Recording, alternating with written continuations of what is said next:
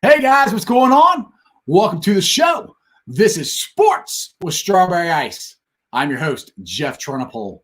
And as always, I'm bringing you sports from a West Side point of view right here in the great city of Cincinnati, Ohio, home of the Bengals and Joe freaking Burrow. Now, if you found the channel, do me a favor, hit that like and subscribe button, smash that thumbs up button. I'm up to 646 subscribers. That is awesome. Let's keep it rolling, trying to get it to 700 as fast as we can. All right, now this show and every show is brought to you by T Properties. T Properties, quality housing for quality people. Check out the website at www.tpropertiesllc.com for all your rental property management needs and your rental needs. Okay, now I'm trying a new thing. This is supposed to be on Bengals Nation and Bearcats Country. I hope it is. I clicked on it. I don't know if it is or not. I went to on the Facebook page to look before I started. I didn't see it, so I don't know. I told everybody it would be on there. I hope it is, but technology, and that's how it goes sometimes. But this is a football Friday, baby. We got Bengals on Sunday. We got Bearcats on Saturday, and we also got the Reds with a chance to clinch a playoff spot tonight. But let's get into the Bengals and the opportunity they have on Sunday and the history of how well they've actually done in Philly over the last couple of years. Now, the Bengals have not lost in Philly in 16 years. You believe that? The Bengals have a .731 winning percentage against the Bengals. That's their second highest winning percentage against an opponent.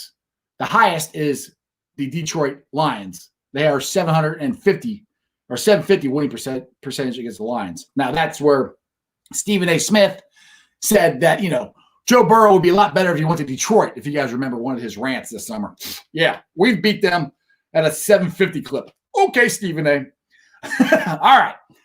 Now, the last time the Bengals were in Philly was in 2012, and the Bengals won 34-13.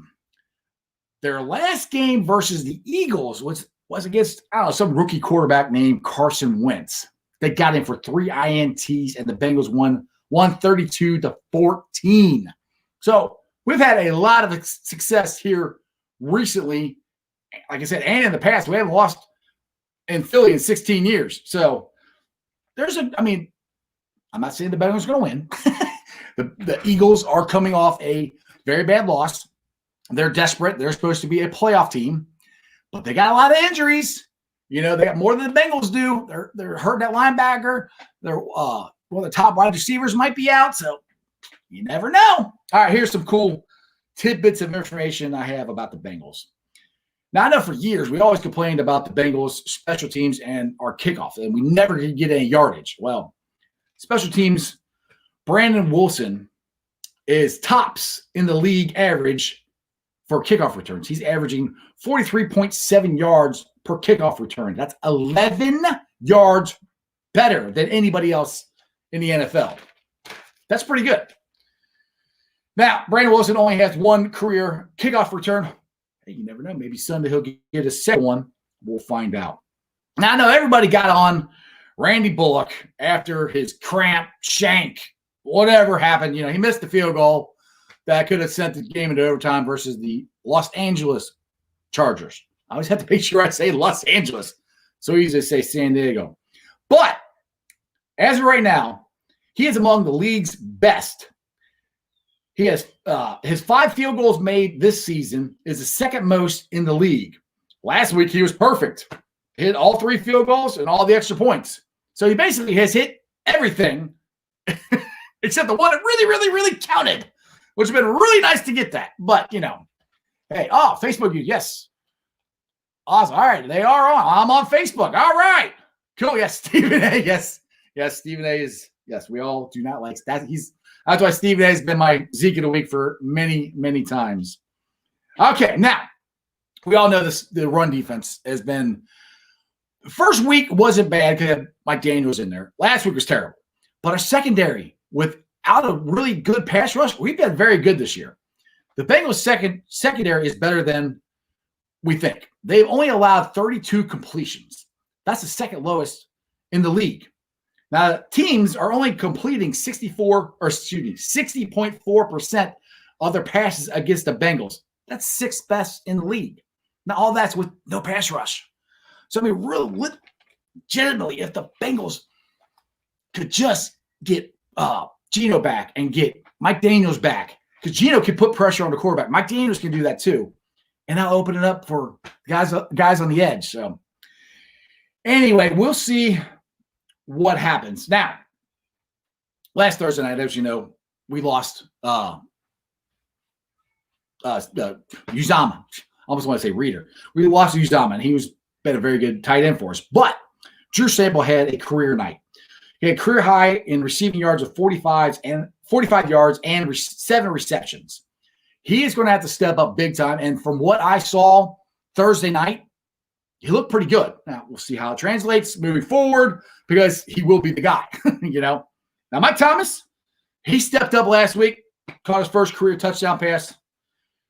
And William Jackson got his first interception versus an AFC team. All right, that's all last week. Now, let's get into this week. Now, I'm getting conflicting reports on this.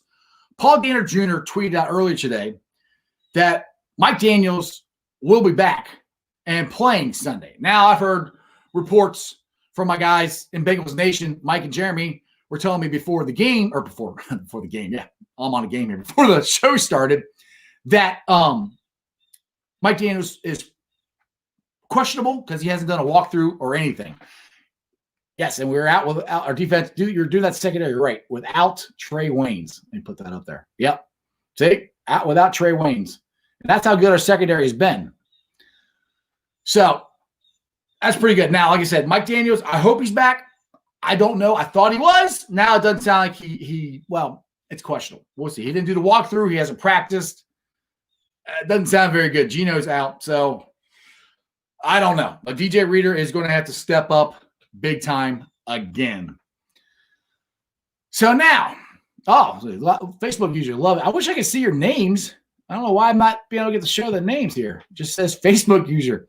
Love the new intro. Great. Me too. Thank you very much. My wife actually worked really hard on that. Let me see. Yep, it is on Facebook. Yep. Live on Facebook. Awesome. Stephen A is a Zeke. I am. All right, cool. All right, I appreciate all you guys. Thanks for letting me know that I'm actually on Facebook. Now, the other Zeke of the week that I speak about a lot is Colin Cowhead. Now, he has done so much backtracking for all the stuff he said about Joe Burrow in the offseason and everything. And now he's saying, he's a pretty good quarterback. He doesn't have a bad arm. All the stuff I kept saying, in this offseason. Joe Burrow's pretty damn good. Now, Colin Cowhead has picked the Bengals in his upset special over the Eagles. My buddy Billy Roll, who loves Colin Cowhead, texted me that earlier today. I don't know what the score he gave was. I didn't get that because Billy didn't remember what he said. But Cowhead is picking us over the Eagles. So that's I know Colin does all this stuff to get clicks and all that stuff, but it's just annoying. Now he's like, I'm going to pick the Bengals to win over the Eagles. Well, welcome to the bandwagon. We don't need you. Anyway, I'm excited about the Bengals. Like I said, the breakdown for me is I talked about this yesterday. We got to stop the run, which I was more excited about that once I thought Mike Daniels was, or I won't say excited, more confident about that when I thought Mike Daniels was coming back. Questionable. We'll see. The Eagles, the running game, I'm not really sure, honestly, how good it's been the last 2 weeks, but we'll see. Let's see here. Who's this? Intro to gaming. What do you got here? He said some good things about Joe Burrow after he said he wasn't going to be good. Yeah, I'm talking about Colin Cowhead. Yeah, no, he's such a flip flopper. It's ridiculous. So I mean, he does it to get clicks. It works. I mean, the worst one I don't even watch him is Skip Bayless. That guy's he says some of the craziest stuff. I don't even watch that guy. But anyway, get back to the Bengals and Eagles game. The run defense has got to step up. Our secondary is good. the key for me, and I got this from Dave Lapham on his Dan and his podcast the other day. The key to me comes down for the tight ends on both sides of the ball because both quarterbacks use tight ends. I think the Bengals have a better shot at stopping their tight ends because our linebackers are healthy. Theirs are not.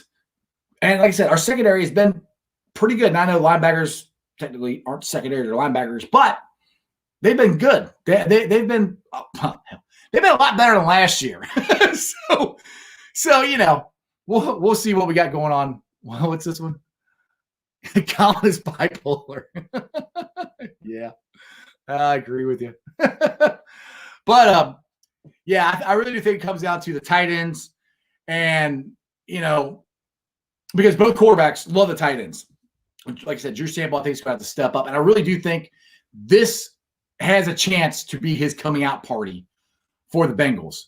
I mean, that I talked about it before. That catch he made Thursday night, the one-handed grab, was ridiculous. Those are catches that Hall of Fame tight ends make. I'm not saying Drew Sample's going to be a Hall of Fame tight end. I'm just saying it was a great catch, and he's done really well on the run blocking, which brings me to Joe Mixon. He's got to get going Sunday. Now, if you look at last year, basically we had the exact same offensive line that we had last year, except we have Jonah Williams, which he was on the team last year, just didn't get to play because he's injured. Now, whatever they did toward the end of last year, like 5 games into it, when Joe Mixon got going, that's what they need to start doing. Now, I know they got Fred Johnson starting at guard, unless they change it before the game starts. But last Sunday, Fred Johnson's at guard, and Bobby Hart's going to be at tackle again, which I know we're all like, oh, my goodness. But at this point, the ship has sailed for the Bengals to find anybody better. Unless somebody's willing to trade us a really good right tackle, which I seriously doubt that's going to happen, we're kind of stuck with Bobby Hart unless Adeniji, the rookie from Kansas, really steps up and beats him out. Because Billy Price, he's been a bust. He was a first-round pick. They can't even play him at guard right now. That's why Fred Johnson's at guard. And I'll give it to Jeff Hobson. He said, you guys got to give – I'm talking about us Bengals fans. We got to give Fred Johnson a little bit of a break because that was the first time he's taken snaps in a live NFL game at guard in like 2 years. So hopefully they do better because they don't have to do a lot better. Because like my friend Jeremy, who's my co-host on Bengals Nation, which we'll be doing Monday after the Bengals game. We'll do a recap of the Bengals-Eagles game. But he said that the Bengals are only giving Joe Burrow, what would you say, Jerry? 4.2 seconds? Something like that. 4.3 seconds. It's not very much. But if you give him like 5 seconds, he can make some plays. I mean, he threw it 61 times, completed 37 of them. That's pretty good. Now, we got to, like I said, get the run game going. I think, try to roll Joe Burrow out of the pocket. I think that would help a lot as far as getting him a chance to get better. That dude scares me, yes. It does scare me. Can you guys see the names? Because I can't see the names of the Facebook users. I wish I could see who you guys were. So there you go. What's this? What you got here? 2.7. Jeremy, is that you? Because I can't see the names. That is so funny. I don't know why. That's weird. All right. Let's see. What's the injury list look like for Sunday? Like I said, I thought Mike Daniels, like I said, Paul Daniel Jr. tweeted out about 1 o'clock today that Mike Daniels was playing. And now I've heard that Mike Daniels is questionable because you didn't do a walkthrough, hasn't practiced, hasn't done any of that stuff. So that's, as far as injuries, that's all I know about the offense, or the defensive line. I know Geno's out. Geno, I heard he might not be back for week 5. So we'll see what happens there. Let's see. Oh, okay. Hi, Jeremy. I said, dude, I don't know why I can't see the names on this, but first time doing this on Facebook and everything, and Geno is still out. Yeah. Unfortunately, it would be huge to get Geno back. I don't know what I hurt his shoulder, but I don't know how he did it. But hopefully Mike Daniels can play, because when Mike Daniels played in San Diego, I did it. Thank God. Against LA Chargers, our run defense was a lot better than it was against Cleveland. Now I know Cleveland's got way better running backs than San Diego did, but it would help an awful lot. So anyway, I hope you guys are enjoying the show. I'm enjoying all the comments. Like I said, I really wish I could see the intro to gaming. I can see your name. I can't see anybody else's name. I don't know why. That is so weird. All right. So let's get into, let's see, not the Reds. I want to get into my Bearcats here. Where did I have that written? Because that Bearcats are playing Army. And I can't wait. That game's at 3:30 tomorrow. Where did I write that down at? Oh, here it is. Sorry. Got lost my own notes. All right. UC, Bearcat Country, what's up? UC is number 14 ranked in the country. They are taking to number 22 ranked Army Saturday at Nippert. It's at 3:30. Unfortunately, no fans in the stands except for family. But I don't know when they announced this. I just saw it on my guide on my TV.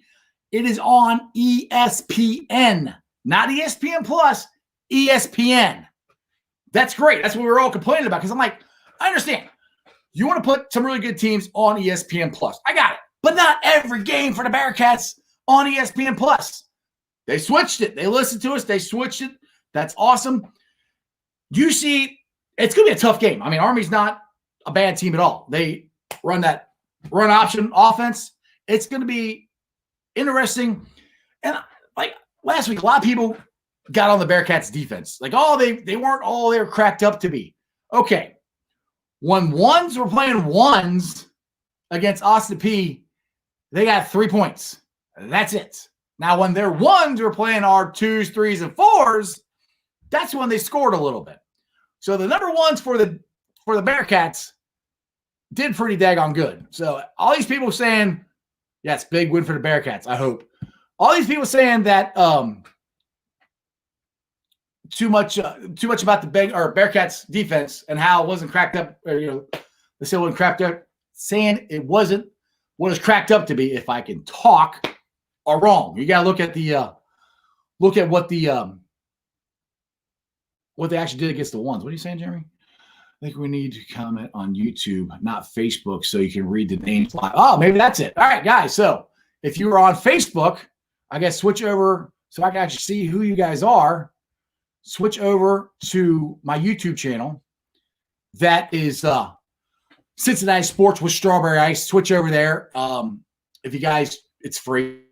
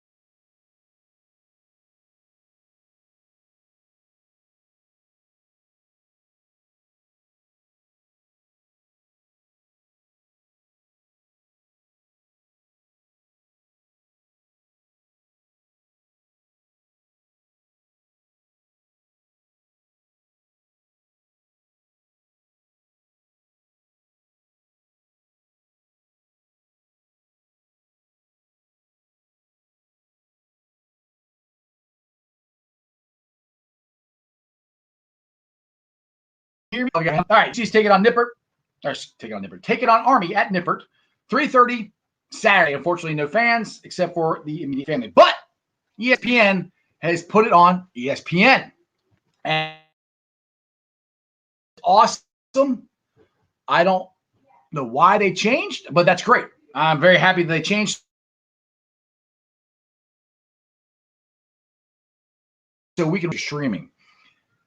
So all you guys who don't want to pay for ESPN Plus, you don't have to. You can watch it on ESPN. All right, guys. Now, here's some information about the series between Army and Cincinnati. Okay, the two teams have met 6 times previously.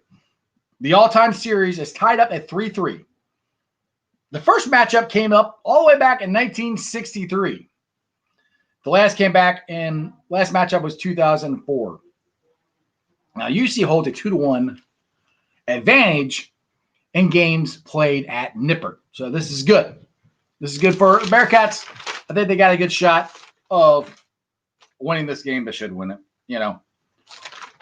We'll see what happens. All right, let's get on to the Reds here because they have a chance of hopefully clinching the playoff spot tonight. Now, this is what I got this from my baseball guy, Tim Beadle. This is scenarios he wrote out for me what has to happen for the Reds to clinch tonight. And follow me. All right, the Reds clinch tonight playoff spot. They got to win. And then the Brewers could split the doubleheader with the Phillies, split their doubleheader with the Cardinals, and the Phillies lose. That's scenario 1. Scenario 2, Reds win again. Brewers lose both games of the DH of the doubleheader, and the Phillies lose. Third one, Reds win. All the times, the Reds got to win tonight. Reds win. Brewers split the DH. Philly loses. The Giants lose both games of the other their doubleheader. So there's a chance that the Reds could clinch tonight. Tyler Mahle is on the mound. He's been pitching pretty good here lately. The game is tonight, 8:10 versus the Minnesota Twins. It could be fun. I mean, personally, I hope the Reds just go and win all of them. And then you don't have to worry about anything. We win out. We actually control our own destiny. The Reds win all 3 games. They're into playoffs. So, that's good. That's a good thing. I'm very happy with that. Now, unfortunately, I don't know if you guys saw it up, but Tom Brenneman, the Reds announced that he will not be coming back to the Reds or their broadcast team. Not really surprising. All right. It's a Friday show. And for all of you guys that hung with me, I appreciate all of you guys. I always do a Zeke of the week on Friday. And like we've talked before, it's been Stephen A. a lot. It's been Colin Cowhead. So right now, my Zeke of the week is Rob Manfred for MLB. Because, all right, the reason being, I got no problem. They want to do the playoffs in a bubble. They want to do the NL in Texas and the AL in California. That's fine. That's cool. But now they're saying they want fans in. So let me get this straight. Us Cincinnati fans, our team's going to go to the playoffs hopefully for the first time since 2013. You wouldn't let us go to the stadium and watch. But we had to buy a plane ticket to go to Texas to watch. Huh? So if you're going to you might let some fans into the bubble, which I don't know how the bubble if you're letting fans in, just play the games like you've been doing all year. That makes absolutely no sense to me. So it's either going to be a bubble or it's not. And if you're playing it in 2 areas and you're letting fans in, it's not a bubble. So, Rob Manfred, the clown, you are my Zeke of the week. All right, now, let's see here. When the playoffs start, what'd you got here? When the playoffs start, when would the playoffs start if we're in? The playoffs start Tuesday. I don't know. I would assume the Reds will play then. But I know the playoffs start Tuesday. I don't know who we're going to play.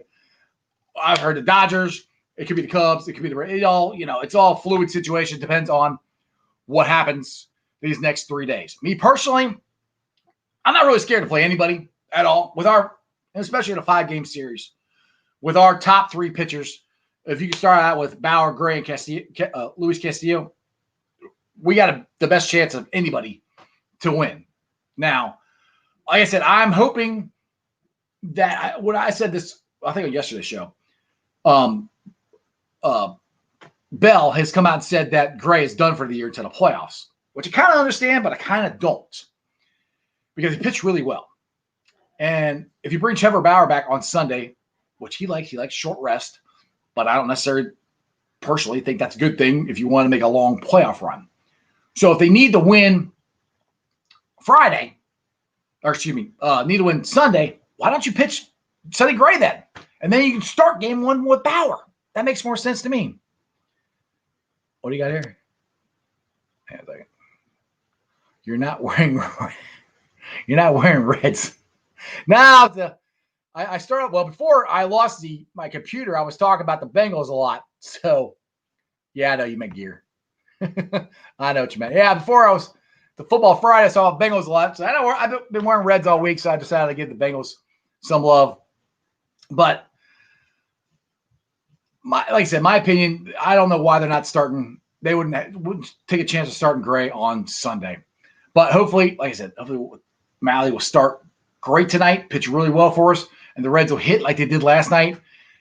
Because not last night, they didn't play last night. Wednesday night. Last night, I keep saying last night. Wednesday night was fun. All right, guys, I appreciate all you guys joining me on my Live at 5 with Strawberry Ice. I'll try to do better. Hopefully my computer won't die on me next time. But I invite you guys to follow me on all my social media platforms. I am on Facebook, Twitter, and Instagram, all under Sports with Strawberry Ice. And check out the Facebook groups that I help run. I invite you guys to join all of them. They are Bengals Nation, Reds Country, and Bearcats Country, and Cyclones Country. Now, YouTubers, like I said, if you guys are out there and the first time you're watching the show, I do this every day, but on the weekends, just Monday through Friday show. I'm starting to do Live at 5. I think it's working out pretty good. We'll see. But hit that like and subscribe button. I'm up to 643 subscribers. That is awesome.